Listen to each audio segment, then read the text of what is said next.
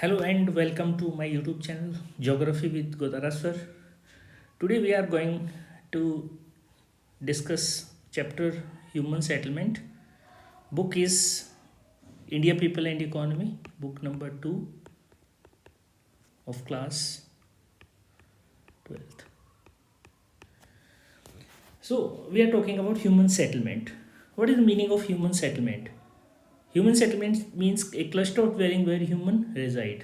ऐसी क्लस्टर इस तरह एक ऐसा झुंड जिसमें लोग रहते हैं, जहाँ पर लोग एक साथ मिलकर रहते हैं एंड दे बिल्ड हाउसेस और other structures and occupy some territory for economic support.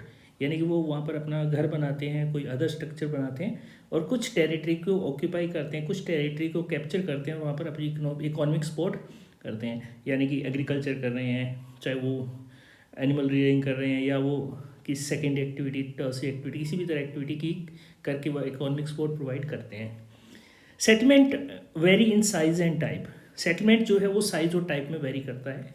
वो एक हैमिल्टेड भी हो सकता है और वो एक मेट्रोपॉलिटन सिटीज़ भी हो सकते हैं, एक विलेज भी हो सकता है और एक टाउन भी हो सकता है. It may be a group of huts और it may be a large city, it may be village और इट मे बी टाउन. दो टाइप्स में सेटलमेंट्स होते हैं. One is rural and other is urban. दो सेटलमेंट्स होते हैं, rural settlement and urban settlement. Village अगर हम बात करें, रूरल जो विलेज हैं वो स्पार्सली पॉपुलेटेड होते हैं, यानी कि पॉपुलेशन कम रहती है, और टाउन्स जो है वो डेंसली पॉपुलेटेड रहते हैं, यानी कि टाउन्स की पॉपुलेशन क्या होगी, ज़्यादा होगी. Urban settlements are few with large population. देखिए अर्बन आपको सेटलमेंट किसी भी एक एरिया के अंदर आप देखोगे तो अर्बन सेटलमेंट जो है वो लिमिटेड मिलेंगे. इट मीन्स यहाँ पर आपको लिमिटेड अर्बन सेटलमेंट्स मिलेंगे. लेकिन वहीं अगर इस जगह पे आप रूरल सेटलमेंट की बात करो तो आपको रूरल सेटलमेंट जो है बहुत सारे रूरल सेटलमेंट्स मिल जाएंगे इसी एरिया के अंदर. यानी कि अर्बन सेटलमेंट तो आपको कम मिलेंगे, बट कम होने के बावजूद ये आप जो कलर है, इस कलर को आप यहाँ पर अर्बन सेटलमेंट कह सकते हो, और जो येलो कलर है इट मीन्स रूरल सेटलमेंट.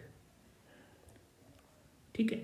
तो आपको जो सेटलमेंट्स हैं, रूरल सेटलमेंट है वो आपको ज़्यादा मिलेंगे, लेकिन एक रूरल सेटलमेंट के अंदर पॉपुलेशन आपको क्या मिलेगी, कम मिलेगी. अर्बन सेटलमेंट आपको 6 से 7 या 10 इस तरह से मिलेंगे, लेकिन उनमें जो नंबर ऑफ पीपल एक अर्बन सेटलमेंट में हैं वो ज़्यादा मिलेंगे. देन इन दोनों के अंदर जो सोशल स्ट्रक्चर है वो चेंज मिलेगा इकोलॉजी और टेक्नोलॉजी के बेसिस पे. यानी कि अगर हम अर्बन सेटलमेंट या रूरल सेटलमेंट इंडिया और यूएसए के बीच में कंपेयर करते हैं तो आपको दोनों के अंदर डिफरेंस देखने को मिलेगा. यानी कि ये तो हो गया इंडिया और टेक्नोलॉजी के बेसिस पे, और इकोलॉजी के बेसिस पे हम कर दें राजस्थान एंड लद्दाख. ठीक है. तो दोनों के अंदर आपको सोशल स्ट्रक्चर चेंज मिलेगा. अगर आप rural settlement, urban settlement Rajasthan और लद्दाख का देखोगे तो आपको डिफरेंस देखने को मिलेगा. टेक्नोलॉजी के बेसिस पे इंडिया का रूरल सेटलमेंट या अर्बन सेटलमेंट और यूएसए का urban settlement rural settlement India के मुकाबले में बहुत डिफरेंट होगा, वो टेक्नोलॉजी के बेसिस पे होगा. सेटलमेंट जो है स्मॉल हो सकते हैं, स्पार्सली स्पेस्ड हो सकते हैं, लार्ज हो सकते हैं, क्लोजली स्पेस्ड हो सकते हैं. यानी कि छोटे सेटलमेंट हो सकते हैं और उनके बीच में बहुत ज़्यादा स्पेस हो सकती है, एक हाउस के दूसरे हाउस के बीच में. कुछ सेटलमेंट जो है वो लार्ज हो सकते हैं और उनके बीच में जो स्पेस होती है वो बहुत कम होते हैं, यानी कि इंटर हाउस डिस्टेंस बहुत कम मिलेगा. Then is difference between rural and urban settlement. अब हम रूरल और अर्बन सेटलमेंट के बीच में डिफरेंस देखेंगे. देखिए रूरल सेटलमेंट अगर हम बात करें तो वो प्राइमरी एक्टिविटी में इन्वॉल्व रहता है. वहीं अर्बन सेटलमेंट अगर किस तरह की एक्टिविटी में इन्वॉल्व है, they are involve in other than primary activity. यानी कि वो प्राइमरी एक्टिविटी के अलावा कुछ कर रहे होते हैं. रूरल सेटलमेंट लेस मोबिलिटी होती है, यानी कि उनकी मोबिलिटी जो होती है, उनका मूवमेंट होता है वो लिमिटेड एरिया के अंदर, एक छोटे एरिया के अंदर था. वहीं जो अर्बन एरियाज होते हैं उनकी मोबिलिटी जो होती है, उनके मूवमेंट होता है वो बहुत लार्ज एरिया में रहता है. Rural settlement raw material provide करते हैं, वहीं अर्बन सेटलमेंट जो फिनिश्ड गुड्स और सर्विसेज प्रोवाइड करते हैं. रूरल सेटलमेंट की जो लाइफस्टाइल होती है सिंपल लाइफस्टाइल होती है, वहीं अर्बन एरियाज़ के अंदर लाइफस्टाइल कॉम्प्लेक्स होती है. रूरल सेटलमेंट स्पार्सली पॉपुलेटेड, यानी कि बहुत कम पॉपुलेशन देखने को मिलती है, वहीं अर्बन सेटलमेंट्स के अंदर डेंसली पॉपुलेशन देखने को मिलता है. रूरल सेटलमेंट के अंदर कीन रिलेशंस होते हैं, यानी कि आपस में रिश्तेदारी नातेदारी देखने को मिलती है. वहीं अर्बन एरियाज़ के अंदर they have the formal relationship.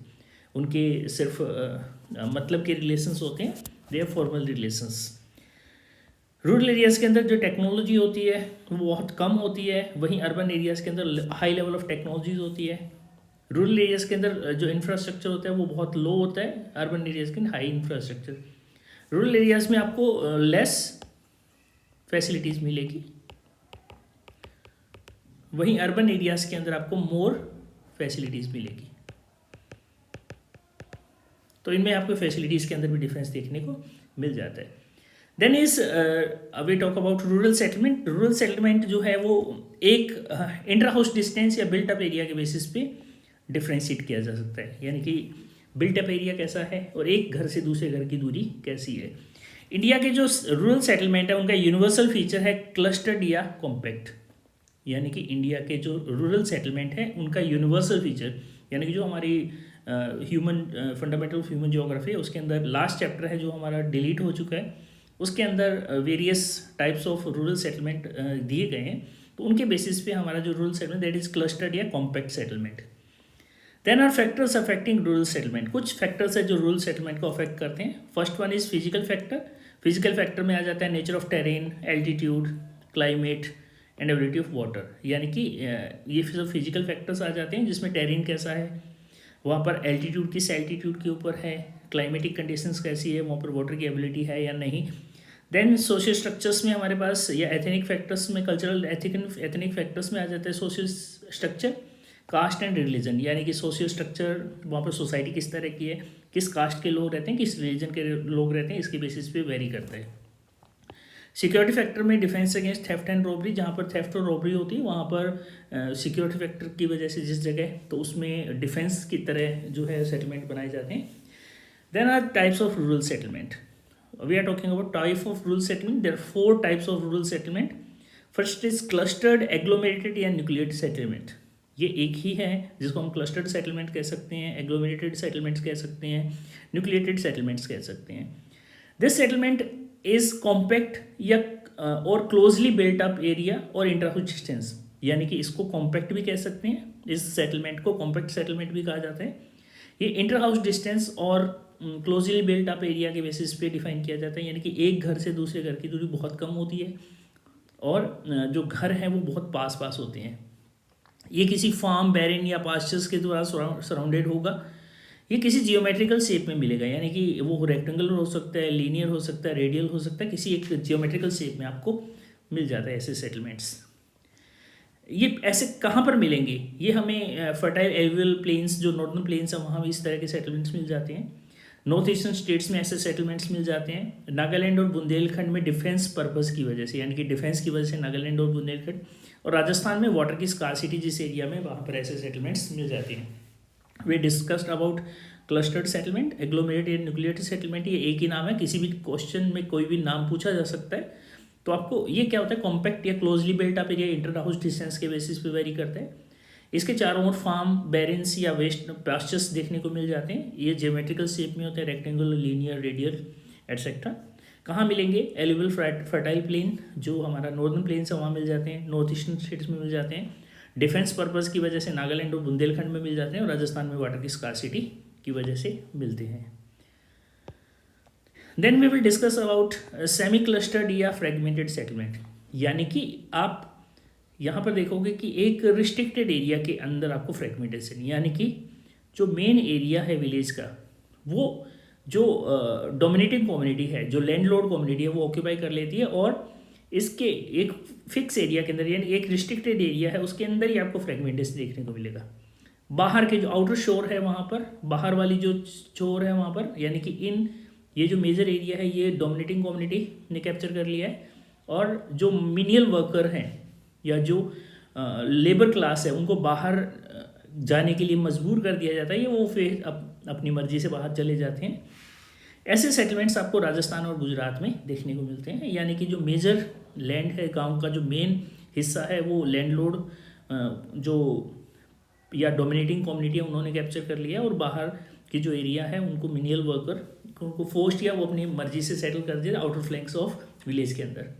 Then is hamleted settlement.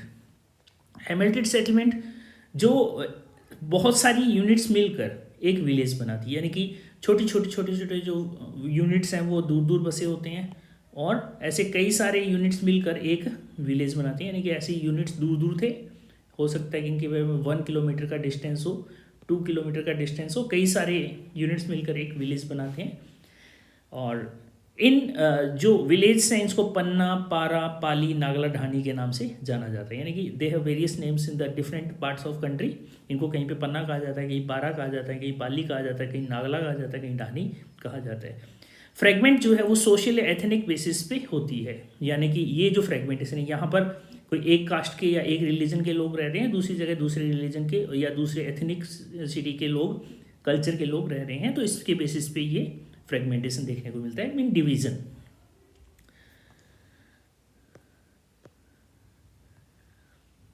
Then ये कहाँ पर मिलेंगे ऐसे सेटलमेंट? ऐसे सेटलमेंट आपको मिडल या lower Ganga plain, lower Himalayan valley और छत्तीसगढ़ एरियाज के अंदर ऐसे सेटलमेंट आपको देखने को मिल जाते हैं। You have to remember these examples also.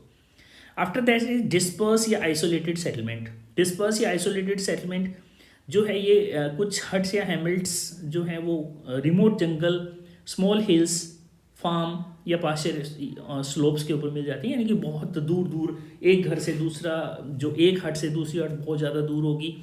और ये जो सेटलमेंट है वो रिसोर्स ऑब्टेन करने के लिए सेटल किए जाते हैं। कुछ समय के लिए, कुछ लिमिटेड टाइम के लिए वो लोग वहाँ जाते हैं, रिसोर्स ऑब्टेन करते हैं। We could see people are going to jungle to capture the honey को कैप्चर करने के लिए या कोई रिसोर्स लाने के लिए जाते हैं, वहाँ कलेक्ट करते हैं, एक सीजन के अंदर वापस वो अपने विलेज में पहुँच जाते हैं। तो ऐसे सेटलमेंट्स को डिस्पर्स या आइसोलेटेड सेटलमेंट कहा जाता है।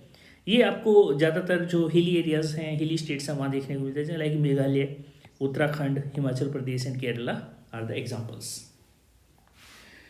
After that we have the urban settlement. तो अर्बन सेटलमेंट हमने प्रीवियसली जो सेटलमेंट्स में बीच में डिफरेंस जो हमने देखा था, यानी कि रूरल अर्बन के सेटलमेंट, वो सारा यहाँ पे, यानी कि अर्बन सेटलमेंट जो है कॉम्पैक्ट या लार्ज इन साइज होते हैं। ये जो नॉन एग्रीकल्चर एक्टिविटीज़ में, इकोनॉमिकल एडमिनिस्ट्रेटिव फंक्शंस में इन्वॉल्व होते हैं, यानी कि इकोनॉमिकल एक्टिविटीज़ नॉन एग्रीकल्चर रहती है। यहाँ पर हाई लेवल ऑफ टेक्नोलॉजी का यूज़ किया जाता है, मोबिलिटी बहुत ज़्यादा रहती है, लाइफस्टाइल जो कॉम्प्लेक्स रहते हैं। और अर्बन एरियाज़ में फॉर्मल रिलेशनशिप देखने को मिलती है। जो इंफ्रास्ट्रक्चर है वो बहुत ज़्यादा हाई रहता है, फैसिलिटीज़ बहुत ज़्यादा अच्छी रहती है। Then is evolution of Indian towns. Indian towns का एवोल्यूशन कैसे हुआ था? हम एवोल्यूशन ऑफ इंडियन टाउन्स की बात करेंगे। तो इंडियन टाउन्स का एवोल्यूशन, यानी कि एवोल्यूशन का मतलब होता है changing over a period of time. यानी कि हर समय एक जैसे टाउन्स नहीं हुए। हमारे यहाँ पे प्री हिस्टोरिकल टाउन्स भी मिल जाते हैं, जो हड़प्पन सिविलाइजेशन या इंडस वैली सिविलाइजेशन के टाउन्स हैं, जो भी रियून हो चुके हैं। हम्पी वगैरह जो वो टाउन्स हैं, जो हमारी बहुत ज़्यादा एंशियंट टाउन्स हैं, लेकिन बट दे आर र्यून्स। तो हमारे जो टाउन्स जो आज हैं, उनके बेसिस पे हम इसको 3 टाइप में डिवाइड कर सकते हैं: ancient towns, medieval towns and modern towns. Ancient towns वो टाउन्स हैं जो 2000 ईयर्स अगो डेवलप हुए थे किसी रिलीजियस या कल्चरल एक्टिविटीज़ की वजह से। यानी कि आज से 2000 साल पहले डेवलप हुए थे कोई रिलीजियस या कल्चरल एक्टिविटी की, लाइक वाराणसी, प्रयागराज, पाटलिपुत्र, मदुरई, ये इसके एग्जाम्पल है। And medieval town are those towns which were the headquarters of principality और किंगडम्स। यानी कि ऐसे हेडक्वार्टर्स या प्रिंसिपैलिटीज जो किसी किंगडम्स के रहे होंगे। आज 100 से ज़्यादा ऐसे टाउन्स हैं जो आज भी एग्जिस्ट करते हैं, जिसमें दिल्ली है, Jaipur, Hyderabad, Agra, Lucknow, Nagpur are some examples. और ऐसे बहुत सारे टाउन्स हैं जो आज हाईली डेवलप हो चुके हैं टाउन्स के रूप में। देन मॉडर्न टाउन्स को हम 2 टाइप में डिवाइड कर सकते हैं: before independence and after independence. यानी कि मॉडर्न टाउन वो टाउन जो या तो यूरोपियंस ने एस्टेब्लिश किए थे, बिफोर इंडिपेंडेंस हो जाते हैं, और इंडिपेंडेंस के बाद जो इंडियन टाउन्स डेवलप हुए हैं उनको हम आफ्टर इंडिपेंडेंस में डिस्कस करेंगे। बिफोर इंडिपेंडेंस वो टाउन्स हैं जो यूरोपियंस या ब्रिटिशर्स ने एस्टेब्लिश किए थे। पोर्ट टाउन में सूरत, दमन, गोवा, पौंडीचेरी आ जाता है। प्रिंसिपैलिटीज़ जो टाउन्स हैं वो ब्रिटिशर्स ने एस्टेब्लिश किए थे एज देयर मेन हेडक्वार्टर। उनके हेडक्वार्टर्स जो थे बॉम्बे, मद्रास एंड कलकत्ता, जिनको हम मुंबई, चेन्नई एंड कोलकाता के नाम से जानते हैं, इनको पहले बॉम्बे, मद्रास और कलकत्ता के नाम से जाना जाता था। सिर्फ एक इंडस्ट्रियल टाउन है जो जमशेदपुर है, जो 1850s के अंदर इवॉल्व हुआ था। और आफ्टर इंडिपेंडेंस हम एडमिनिस्ट्रेटिव टाउन, जिसको चंडीगढ़ जो हमारी कैपिटल, स्टेट कैपिटल से, भुवनेश्वर, गांधीनगर, दिसपुर एटसेट्रा एग्जाम्पल आ जाते हैं। इंडस्ट्रियल टाउन दुर्गापुर, भिलई, सिंदरी, बुरेनी एटसेट्रा आ जाते हैं। Satellite towns, what are satellite towns? वो टाउन्स जो किसी बड़े शहर के बाहर डेवलप हुए अराउंड ए मेट्रोपॉलिटन सिटी, जिसमें दिल्ली एक मेट्रोपॉलिटन सिटी है, गाजियाबाद, रोहतक, गुरुग्राम, नोएडा, ये सब इसके चारों ओर डेवलप हुए हैं। इसके अंदर इसने अपने शहर के अंदर में ले लिया है। जैसे दिल्ली, इसको दिल्ली एनसीआर रीजन बोला जाता है, ठीक है, तो एनसीआर का पार्ट है। तो अब ये किसकी वजह से हुए हैं? दिल्ली के आने की वजह से, दिल्ली के एक्सपेंड होने की वजह से। Then in urbanization in India, यानी कि इंडिया के अंदर अर्बनाइजेशन का लेवल क्या है? देखिए, हम अर्बनाइजेशन को मेजर किस बेसिस पे करते हैं? Percent of population, urban population, जो टोटल पॉपुलेशन है उसका कितना परसेंट अर्बन एरियाज में रहते हैं। तो हमारे यहाँ पर 31.16% है 2011 डेटा के हिसाब से, यानी कि इंडिया की अर्बन पॉपुलेशन 31.16% है, जो 2011 का जो डेटा है उसके अकॉर्डिंग। हमारे यहाँ पे 20th सेंचुरी में जो रूरल अर्बन पॉपुलेशन और 11 फोल्ड्स ग्रो हुई थी, यानी कि 11 गुना पॉपुलेशन बहुत ज़्यादा तेज़ी से ग्रो होती है 20th सेंचुरी के अंदर। और हमारी इंडस्ट्री, अगर हम अर्बनाइजेशन की बात करें तो डेवलप कंट्रीज़ के कंपेयरली हमारे यहाँ पे बहुत कम अर्बनाइजेशन है। Then classification of the towns on the basis of population, population के बेसिस पे हम टाउन्स को अगर क्लासीफाई करते हैं तो सबसे पहले हमारे पास आता है टाउन जिसकी पॉपुलेशन 1 लाख से कम रहती है, सिटी जिसकी पॉपुलेशन 1 लाख से ज़्यादा रहती है, मेट्रोपॉलिटन जिसकी पॉपुलेशन 1 मिलियन से 5 मिलियन के बीच में होती है, और 5 मिलियन से ज़्यादा को मेगा सिटीज़ कहा जाता है। अब यहाँ पर एक छोटा सा क्वेश्चन आ जाता है कि what is town in India, किसे हम टाउन कह सकते हैं? देखिए, क्वेश्चन हमारी जो नेक्स्ट फर्स्ट बुक है उसके अंदर लास्ट चैप्टर के अंदर दिया गया है, but for general knowledge we have to understand this. कई बार ऐसे क्वेश्चन पूछ भी लिए जाते हैं।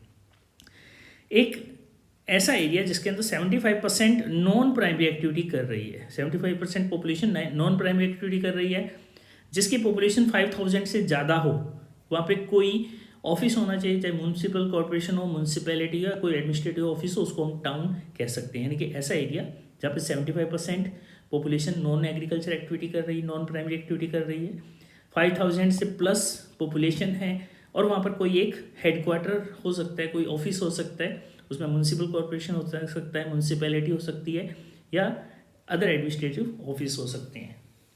Then is the classification of town on the basis of class cities. तो हमारे यहाँ पे 6 क्लास सिटीज़ हैं, first class, second class, third class, fourth class, fifth class, sixth class. सबसे ज़्यादा पॉपुलेशन हमारी फर्स्ट क्लास सिटी में है, देन थर्ड में, देन सेकंड में, उसके बाद सोन हम आगे चलते रहते हैं। उसके बाद क्वेश्चन आता है, important question, what is urban agglomeration? Urban agglomeration क्या होता है? देखिए, एग्लोमरेशन जो होता है मीन्स इंक्रीज इन साइज। किसी भी शहर के अंदर के साइज के अंदर इंक्रीज होना, ये 3 कंडीशंस हो सकती है। किसी भी शहर के बढ़ने के अंदर 3 कंडीशंस हो सकती है। फर्स्ट कंडीशन है एक शहर अपनी चारों ओर फैलना, यानी कि एक टाउन है, उसके यहाँ पर कोई यूनिवर्सिटी कैंपस आ गया, या को हम डिको कह सकते हैं, तो ये शहर अब इन के वजह से यहाँ पर बढ़ रहा है, ये शहर इसकी ग्रोथ हो रही है अपने ही एरिया के अंदर। ये फर्स्ट कंडीशन है, दिस इज़ ए टाउन, ठीक है।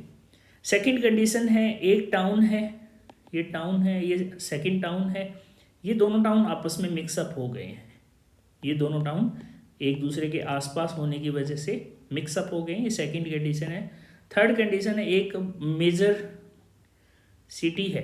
पहले हम टाउन्स की बात कर रहे थे, सिंगल टाउन, ये सिंगल टाउन, ये डबल टाउन, अब ये सिटी है और इसके चारों ओर छोटे छोटे टाउन्स हैं। जैसे हमने इसको दिल्ली का एग्जांपल लिया, या गाजियाबाद, रोहतक, जो दिल्ली एनसीआर रीजन है।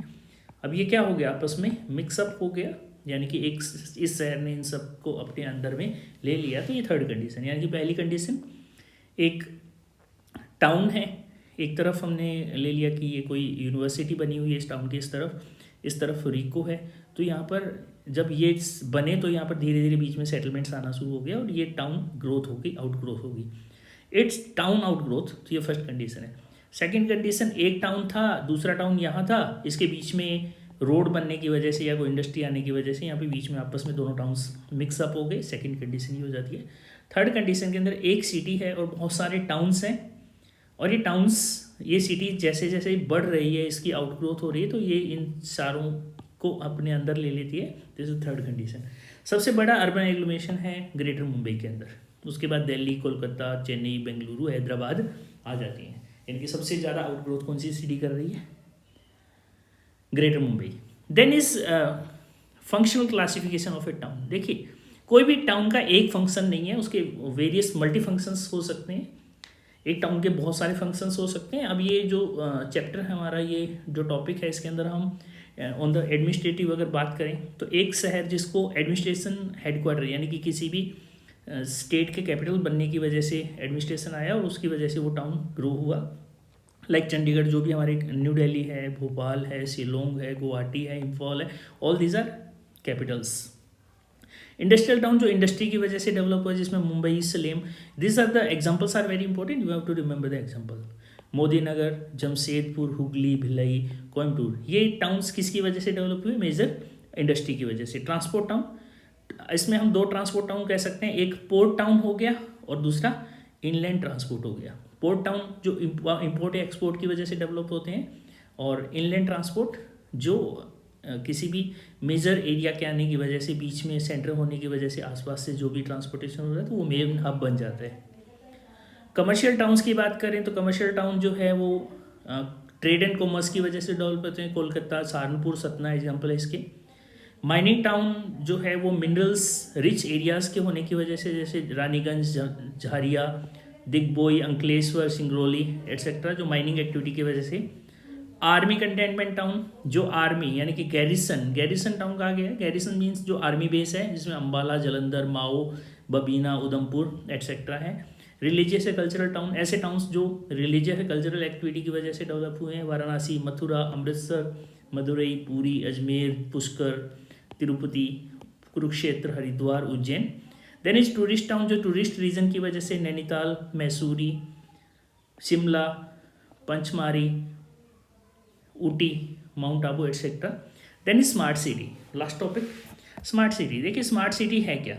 अगर हम स्मार्ट सिटी की बात करें तो स्मार्ट सिटी वो सिटी है जिसके अंदर हमें जो कोर इंफ्रास्ट्रक्चर प्रोवाइड करना है, clean and sustainable environment provide करना है, जिसकी जो लाइफ है लोगों की, जो सिटीजन्स की लाइफ है, उनको decent quality of life provide करना, वो ऑब्जेक्टिव है स्मार्ट सिटी का।